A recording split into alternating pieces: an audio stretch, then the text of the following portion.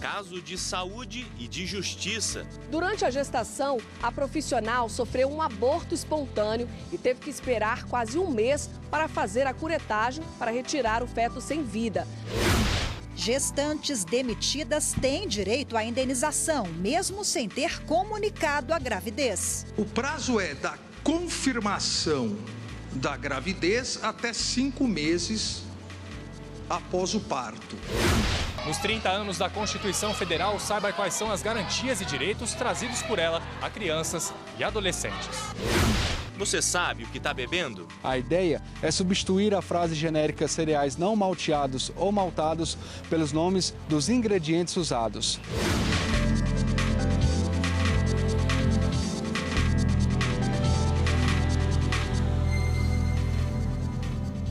Olá, boa tarde. Boa tarde. Tribunal Superior do Trabalho determina que TRT na Bahia volte a examinar a ação de uma gestante. Ela teve que aguardar um mês para retirar o feto morto, porque estava sem a cobertura do plano de saúde. A empregada alegou na Justiça do Trabalho que só descobriu que estava grávida no curso do aviso prévio. A profissional pediu então à Losango Promoções a inclusão imediata dela no plano de saúde, mas a empresa a orientou a procurar o SUS, o Sistema Único de Saúde. Durante a gestação, a profissional sofreu um aborto espontâneo e teve que esperar quase um mês para fazer a curetagem para retirar o feto sem vida. A mulher argumentou que tinha direito à estabilidade e, portanto, ao plano de saúde da empresa e reivindicou indenização por danos morais. Mas o pedido foi negado em primeiro e segundo grau. O Tribunal Regional do Trabalho da 5ª Região na Bahia entendeu não caber dano moral para o caso, porque a demissão não foi decorrente de discriminação. Na primeira turma do TST, os ministros observaram que a empresa apresentou outra versão, negou ter anulado o plano e afirmou ter enviado para a matriz a documentação da empregada relativa à gravidez. O relator na primeira turma do TST, ministro Valmir Oliveira da Costa, votou para manter o entendimento das instâncias anteriores, de que não seria devida a indenização por dano moral. Porém, o Corregedor-Geral da Justiça do Trabalho, ministro Lélio Bentes Corrêa, votou pela nulidade do acórdão do TRT. O Tribunal Regional examina a questão sob a ótica se o aborto teria ou não decorrido da conduta empresarial, mas não é esse exatamente o fundamento do pedido.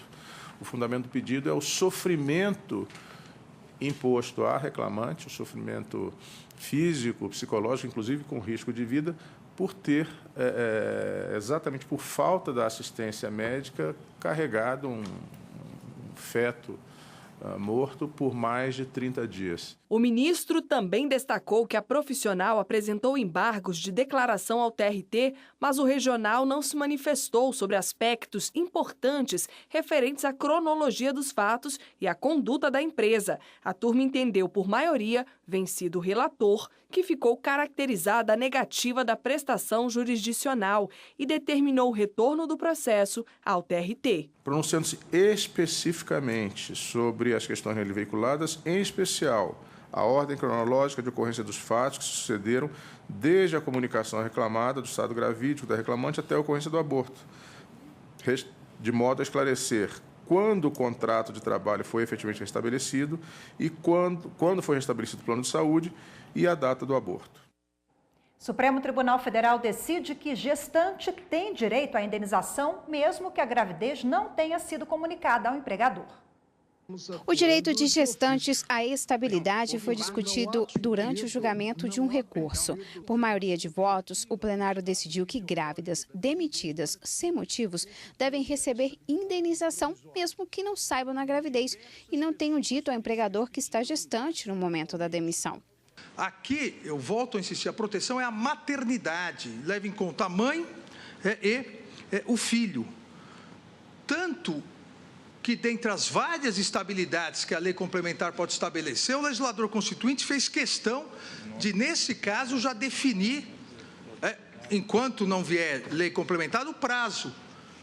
O prazo é da confirmação da gravidez até 5 meses após o parto. É de caráter objetivo, de modo que se a gestante for capaz de provar documentadamente que já se encontrava grávida no momento da demissão, penso que o conhecimento do empregador é indiferente. O sentido e o alcance da norma, eu penso, são de proteger o nascituro e assegurar a ele uma condição melhor e de assegurar à mãe uma permanência no emprego. A Convenção 103 da Organização Internacional do Trabalho, ela dispensa essa confirmação para efeito dos benefícios decorrentes da maternidade. Esse dispositivo, essa licença que se concede à gestante, possibilita ela manter-se economicamente até 5 meses, ou até os 5 meses de vida da criança.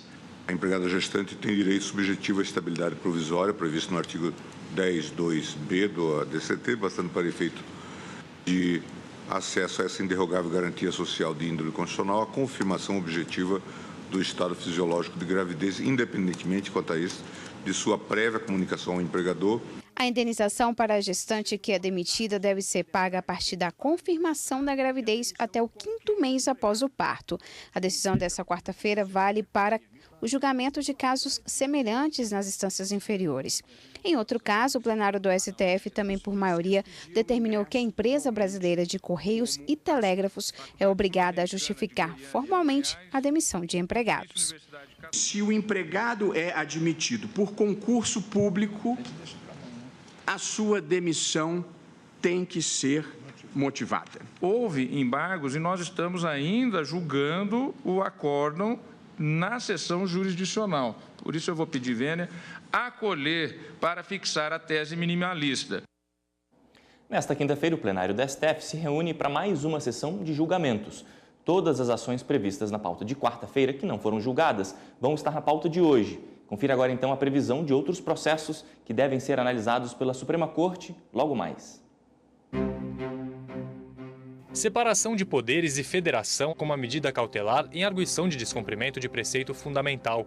O processo trata da criação de loteria local no município de Caxias, no Maranhão. A ação foi encaminhada pela Procuradoria-Geral da República. Ainda neste tema, será retomado o julgamento de uma ação direta de inconstitucionalidade sobre lei do Paraná que trata de ensino superior e organizações estudantis. A relatoria é do presidente do STF, ministro Dias Toffoli. A análise deve ser retomada com o voto vista do ministro Luiz Roberto Barroso. Matéria orçamentária, financeira e repartição de receita é o terceiro tema. Os ministros vão analisar se mantém decisão monocrática que suspendeu recursos do Programa de Aceleração do Crescimento para pagamento de dívidas trabalhistas. Matéria processual fecha a pauta com um julgamento em conjunto de 4 processos sobre o fracionamento de honorários advocatícios em ações coletivas. Para mais informações sobre a pauta de julgamentos, acesse o site do Supremo Tribunal Federal, stf.jus.br. Você já ouviu falar em votação paralela? Pois é, esta é mais uma ferramenta usada pela Justiça Eleitoral para garantir a segurança das eleições no país. Funciona da seguinte maneira. Urnas sorteadas são separadas e ficam monitoradas por câmeras em um local lacrado. No dia da eleição, elas são abastecidas com os votos que foram preenchidos pelos partidos em cédulas. No início dos trabalhos, nós imprimimos um primeiro boletim, que é a 0ª, para demonstrar que não há voto algum computado naquela urna eletrônica. E ao final dos trabalhos, nós imprimimos um segundo boletim, que é o boletim de urna, que corresponde ao resultado final da apuração. Então, nós vamos checar, nesse procedimento de auditoria, se os votos que foram digitados pelos servidores, se valendo das cédulas de papel que os partidos políticos apresentaram, se esse resultado corresponde com exatidão ao resultado que a urna eletrônica exibe. O objetivo da checagem é garantir que não haja dúvidas em relação à segurança do sistema de votação. Essa é mais uma checagem que o TSE determina e que o Tribunal Regional Eleitoral cumpre na íntegra. Por quê? O objetivo final de todos esses procedimentos é mostrar ao cidadão, ao eleitor, que a urna eletrônica é um mecanismo isento de qualquer fraude e que ela vai produzir com fidedignidade o resultado da votação que for nela inserida. Ministros do Tribunal Superior Eleitoral acompanharam o processo no TRE e destacaram a segurança do sistema de votação. Tudo é acompanhado pelos partidos, pelos interessados, por auditagem internacional, inclusive, para garantir que o resultado é aquele mesmo real que nós estamos aguardando. E tudo corre muito bem, podemos acompanhar aqui o trabalho sério, duro que o tribunal vem fazendo e de absoluta lisura do pleito. A presidente do Tribunal Regional Eleitoral do Distrito Federal, Carmelita Brasil, fez um balanço da eleição no DF. Para ela, tudo ocorreu dentro da normalidade. Encerrada a votação sem grandes incidentes, é preciso que se diga, o tribunal provou para si mesmo e, sobretudo, para a população do Distrito Federal, que é possível organizar um pleito com extrema transparência e segurança. E amanhã é Dia das Crianças, e uma coisa é bem certa, o melhor presente, sem dúvida, é uma boa educação. E tem muita criança por aí dando aula de valores fundamentais.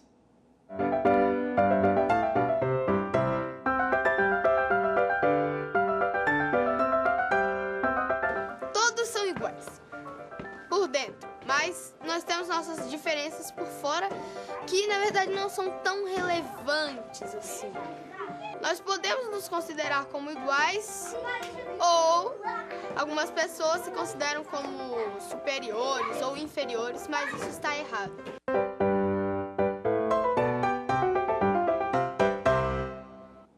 E até que ponto os direitos das crianças são respeitados? É um dos temas do próximo bloco. Nos 30 anos da Constituição Federal, saiba quais são as garantias e direitos trazidos por ela a crianças e adolescentes.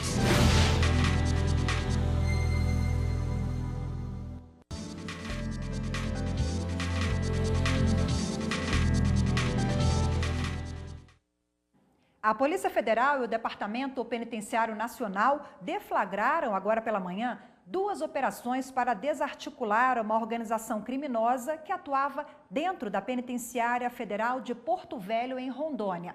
A repórter Evne Araújo tem ao vivo as informações sobre essa operação, né, Evne? Boa tarde para você. Oi, Rafaela, boa tarde. Olha, foram cumpridos mandados de prisão preventiva e também mandados de busca e apreensão dentro de celas do Presídio Federal.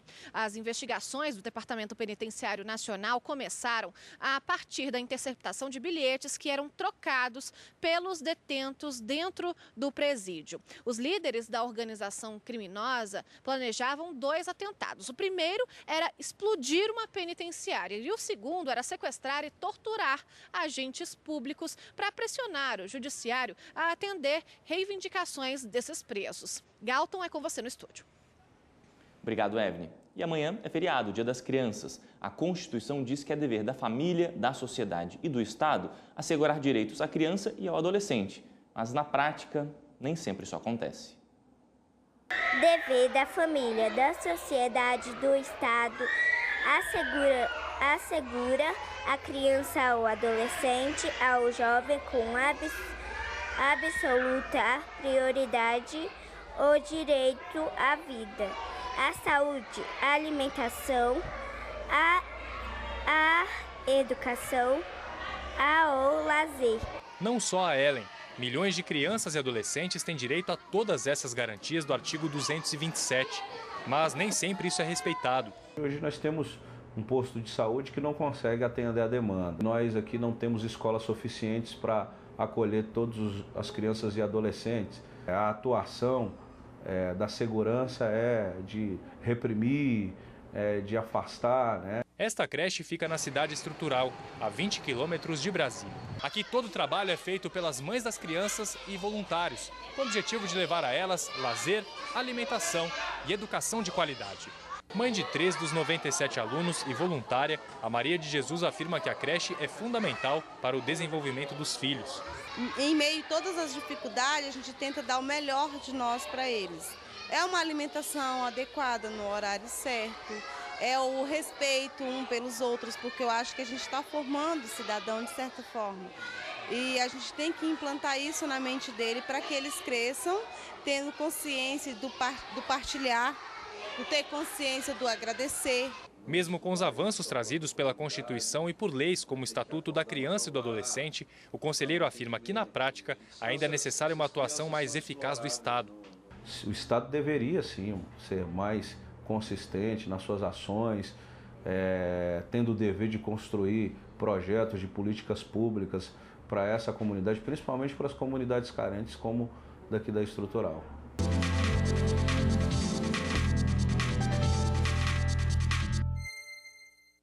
E para conversar sobre o tema, hoje aqui na bancada, o advogado Herbert Alencar, que é presidente da Comissão de Defesa dos Direitos da Criança, Adolescente e Juventude aqui da OAB-DF. Boa tarde, obrigada pela presença. Boa tarde. Agradeço, boa tarde. Bom, como vimos na reportagem, o ECA tem 27 anos e, infelizmente, muitos direitos e garantias ainda são desrespeitados. Por quê? Há uma falha em relação à efetividade desses direitos e garantias? Sim, nós vemos, na realidade, uma falha do próprio Estado, né, quando não consegue desenvolver esse direito, né, levando isso ao município, né, e dando um atendimento prioritário. Então, realmente, isso tem trazido uma lesão, podemos dizer assim, uma lesão ao direito que essas crianças possuem. E como analisar, então, quais são as principais violações que sofrem, então, crianças e adolescentes hoje? Nós temos, na realidade, a questão do trabalho infantil, que ainda é crescente, né? Mesmo tendo assim, uma campanha, todo um trabalho voltado, né, para o combate, nós ainda temos uns números ainda que chocam, né? E temos também a questão da pedofilia, né? Também é uma situação também que se agrava a cada dia, muito embora o Estado, né, tenha feito campanhas, trabalhos para evitar isso, né? E o ECA, na realidade, tem ajudado para que essa garantia ela possa estar ali de forma pronta, né? Para que o Estado possa usar uma ferramenta, entendeu, jurídica capaz de trazer uma proteção integral, né? Que é o que o artigo 227 trata. Agora, um destaque também no ECA no que se refere à mortalidade infantil. Perfeito. Ainda é uma situação grave, né? Não digo Brasília, os estados maiores, mas Norte, Nordeste, né? Nós temos ainda números grandes, né? E muito embora temos feito um trabalho, tanto a OAB quanto o MP, né? Temos feito um trabalho voltado para que a criança possa ter um atendimento médico ali de forma prioritária, né? Então, isso é uma situação ainda grave ainda, né? Então, eu creio que o Estado ele deva trabalhar com prioridade, né, a questão do orçamento público, para que a criança tenha acesso aí à educação, saúde, né, de forma muito mais ampla. E o que mais que pode ser feito o Estado, além de aumentar a questão econômica, aumentar os valores que são empregados para essa área? Bem, o que pode ser feito é ter uma divulgação mais ampla do ECA, né? Quando você tem uma norma, um direito, e esse direito você não tem acesso a ele, até porque a mídia não consegue chegar, né? Não consegue chegar em determinados pontos, que o Brasil é um país gigante, né? Então, o que ocorre? Nós temos que pensar que esta informação ela tem que chegar de forma mais pronta, né? De forma mais tranquila, para que os pais, né, possam aí garantir, né, entendeu, direitos. Doutor Herbert, obrigado aqui pela entrevista no Jornal da Justiça. Obrigado. O Superior Tribunal de Justiça invalidou o depoimento de um adolescente. Ele foi induzido a testemunhar durante a audiência. A sexta turma do STJ, ao julgar um pedido de liberdade, anulou sentença que se baseou no testemunho de um menor que não teve respeitado o direito de permanecer em silêncio durante a audiência.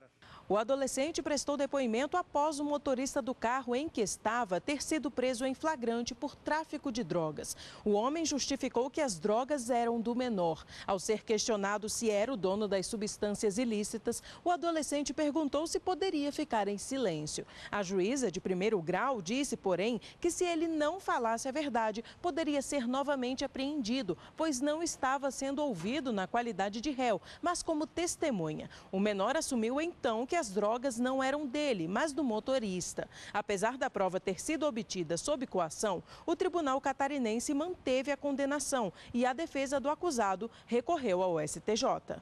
O relator do caso no tribunal, ministro Rogério Schietti Cruz, destacou que o resultado do depoimento foi influenciado pela advertência da magistrada e que, na verdade, caberia ao Ministério Público obter provas para sustentar a acusação contra o motorista, pois qualquer pessoa, ao ser chamada a depor, não pode ser compelida a prestar declarações quando expressamente declarou o desejo de permanecer em silêncio. O ministro considerou ilícita a prova testemunhal, que deverá ser retirada dos autos. Mas, como a sentença citou outras evidências, o réu não foi absolvido. Por unanimidade, a sexta turma decidiu que uma nova sentença deverá ser proferida com um conjunto das provas restantes.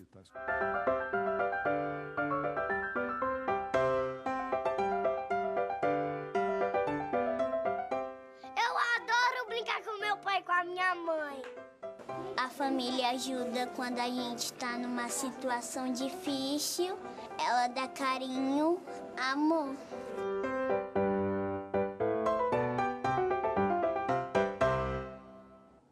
E no próximo bloco, o candidato tem documentos furtados e não consegue prestar vestibular. A defesa da universidade alegou que o tempo entre o roubo e o concurso era suficiente para que o candidato providenciasse a segunda via do RG.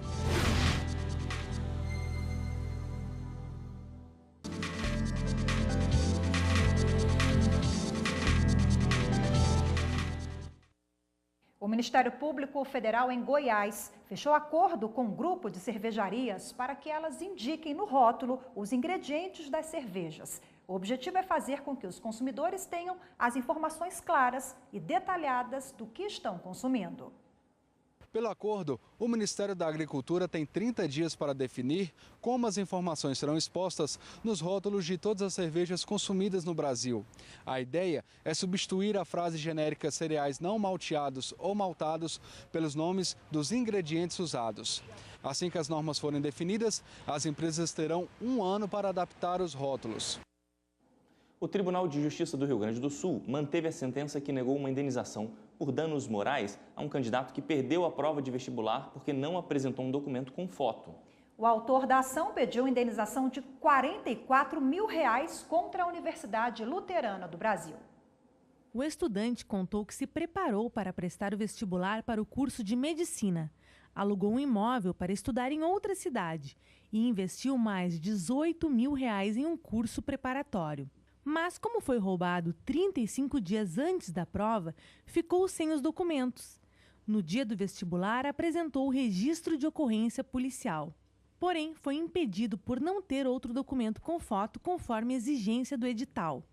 A defesa da universidade alegou que o tempo entre o roubo e o concurso era suficiente para que o candidato providenciasse a segunda via do RG. Na decisão em primeira instância, foi negada a indenização. O autor recorreu ao Tribunal de Justiça. Os magistrados do órgão consideraram lícita e legítima a conduta da universidade e salientaram que o edital do concurso previa a necessidade de documento com foto para garantir a idoneidade do concurso e a isonomia entre os candidatos. E por motivos de manutenção técnica, a programação da TV Justiça vai ser interrompida às 8 horas da manhã desta sexta-feira, dia 12, com previsão de retorno às 6 da tarde de domingo, dia 14. A programação da Rádio Justiça também vai ser interrompida. A partir desse horário, a emissora retoma as transmissões normais, já com o programa inédito do Saber Direito Profissão, no domingo, às 11h30 da noite.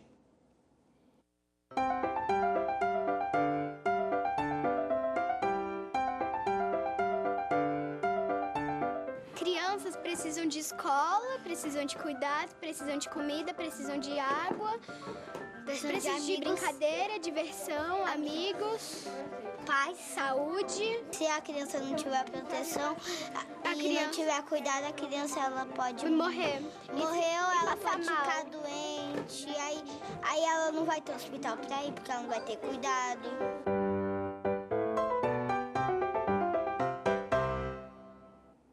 E a gente fica por aqui. Feliz Dia das Crianças e um ótimo feriado a todos. Parabéns à criançada, um bom descanso para vocês e até segunda. Tchau. Tchau.